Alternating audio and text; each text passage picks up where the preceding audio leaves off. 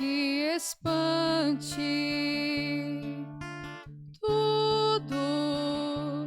Tudo passa.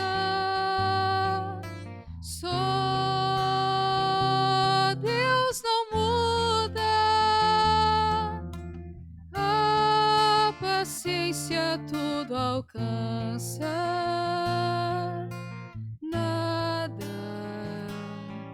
te falta com Deus no coração.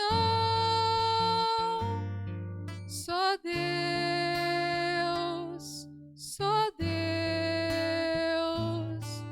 te basta. Em nome do Pai, do Filho e do Espírito Santo. Amém. Que a graça de nosso Senhor e Salvador Jesus Cristo, o amor do Pai, a comunhão do Espírito Santo esteja com todos vocês. Bendito seja Deus que nos reúne no amor de Jesus Cristo. Oremos, irmãos e irmãs.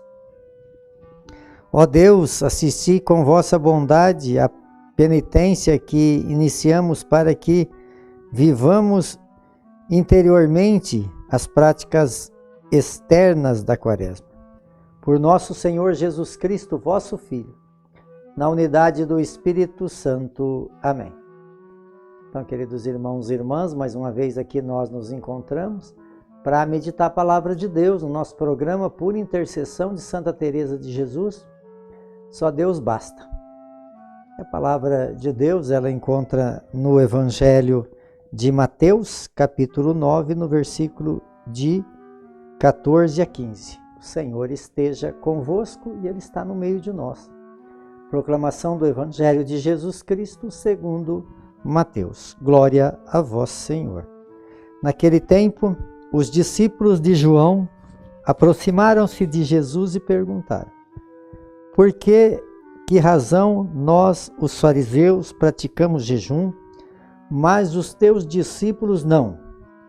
Disse Jesus: por acaso os amigos do noivo podem estar de luto enquanto o noivo está com eles? Dias virão em que o noivo será tirado do meio deles. Então, assim eles jejuarão. Palavra da salvação. Glória a vós, Senhor.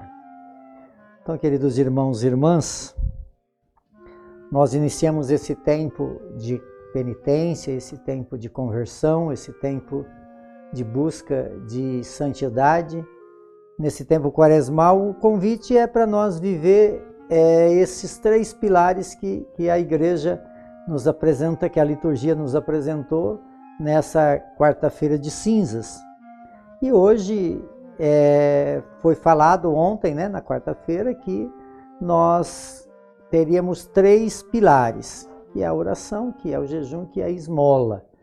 E hoje a liturgia então nos apresenta um deles, que é o jejum. O jejum era uma prática do judaica que era muito observada. Mas tudo aquilo que a gente vive de preceito, de práticas, precisamos ter um olhar para o objetivo dessa prática, para nós praticar, né, no caso aqui o jejum, de uma forma onde ele possa trazer os benefícios que foi para ele concedido, para que nós possamos recebê-lo.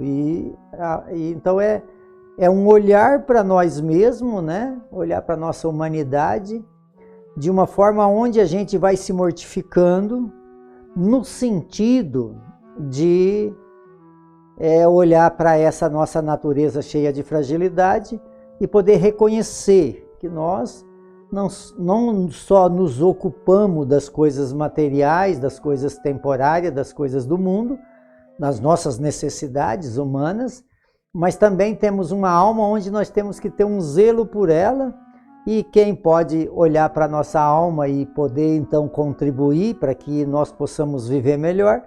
Sim, o próprio Deus que nos concedeu ela.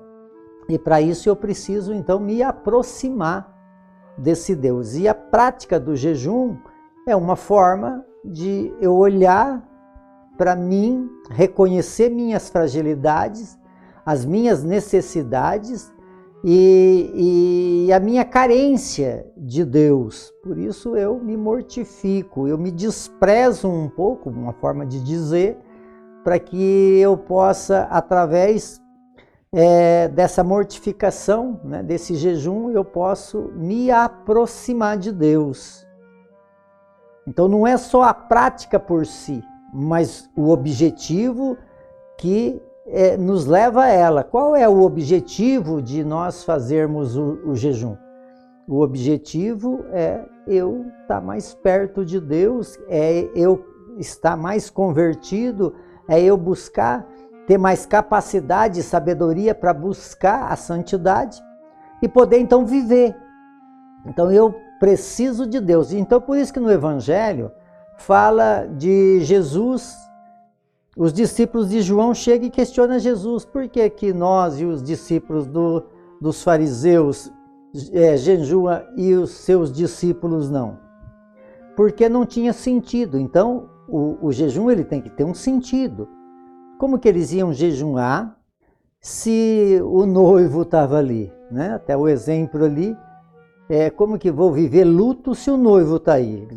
Vai chegar a hora que Jesus vai voltar para o Pai, e aí então, nas nossas necessidades de aproximar de Deus, aí então eles vão jejuar, mas agora não é momento. Então, agora nós estamos vivendo o tempo da Quaresma, e nesse tempo da Quaresma é um tempo propício para isso, porque a Quaresma já quer dizer esses 40 dias de penitência, esses 40 dias de jejum, esses 40 dias de oração, esses 40 dias onde nós relacionamos com as pessoas através da esmola para poder estar mais perto de Deus. Então tem sentido nós intensificar essa prática, e acompanhado então dessa prática do jejum também precisa ser acompanhada a prática da justiça. Porque aqui no livro de Isaías, o profeta exorta as pessoas que vivem a prática do jejum, mas não vivem a prática da justiça. Então não tem sentido. Como que você quer se aproximar de Deus se você não faz a vontade dele? Então o pedido do jejum ele é acompanhado com a nossa vida. A nossa vida também precisa estar em conformidade. Se eu busco Deus nas minhas necessidades, eu preciso viver também a minha fé de uma forma onde as minhas condutas ela condiz com aquilo que eu estou buscando, porque senão eu fico vivendo uma prática que não me modifica em nada, não me aproxima de Deus em nada, simplesmente porque existe esse conceito, né? Então Deus nos convida a viver essa prática tão bonita do jejum, né? de nos penitenciar, mas para que nós possamos realmente ser melhor e através disso eu poder ter um bom relacionamento comigo mesmo e viver então aquilo que é desejo de Deus, que é, nesse Evangelho de Mateus, ele nos apresenta muito isso, que é a prática da justiça. Então que Deus possa nos ajudar nesse tempo de quaresmal, meditar bem sobre essa prática do jejum para poder vivê-lo e receber então a graça de Deus através da prática vivenciada.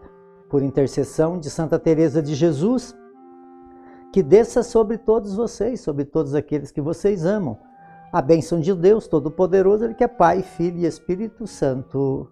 Amém.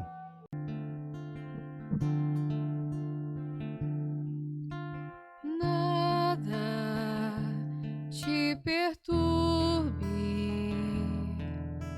nada te espante,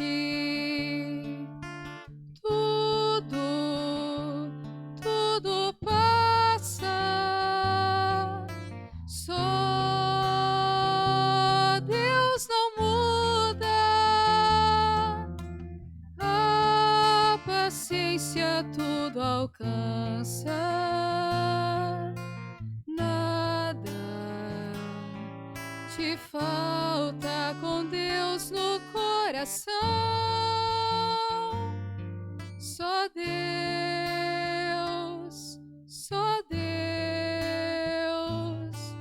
te basta. basta.